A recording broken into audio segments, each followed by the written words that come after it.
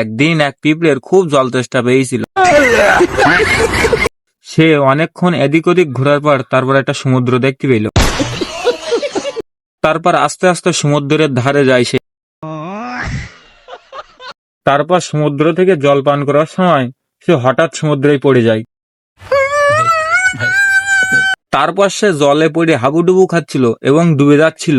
सब क्या देखना पड़ रहा है? अच्छा है मैं अंधा हूँ। তারপর সমুদ্রের কিনারায় এক পায়রা বসেছিল। পায়রাটা খেয়াল করলো পিঁপড়াটা আস্তে আস্তে জলে ডুবে যাচ্ছে। তারপর পায়রাটা উড়ে গিয়ে একটা কচু পাতা নেয় এবং কচু পাতা নিয়ে পিঁপড়ের দিকে উড়ে যায়। তারপর কচু পাতাটা জলে ফেলে দেয় এবং পিঁপড়েটি কচু পাতা ধরে আস্তে আস্তে কিনারায় উঠে আসে। তারপর পিঁপড়েটি কিনারায় উঠে যায় এবং আস্তে আস্তে চলে যায়। সেদিনকার মতো পিঁপড়েটি বেঁচে যায়। কিছুদিন পর হঠাৎ এক শিকারী বৃষ্টি মাথায় জঙ্গলে প্রবেশ করে এবং এদিক ওদিক ঘুরছে। বৃষ্টিতে পায়রাটির বাসা ভেঙে যাওয়ায় সে এক জায়গায় আশ্রয় নেয়।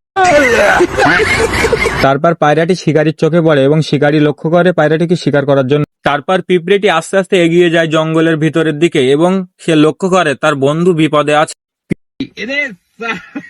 পিঁপড়েটি এবার নিজের মাথায় একটা বুদ্ধি বের করে এবং এগিয়ে যায় সামনের দিকে।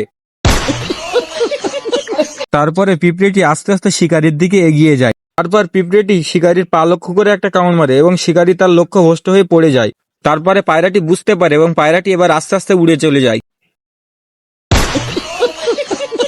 পিঁপড়ের কামড়ের জ্বালায় শিকারী মাটিতে পড়ে ছটফট করে জ্বালা যন্ত্রণায়। তারপরে পায়রাটি উড়ে চলে যায়। এই ভিডিওটি থেকে কি শেখা গেল? বিপদে পড়লে আসল বন্ধু চেনা যায়।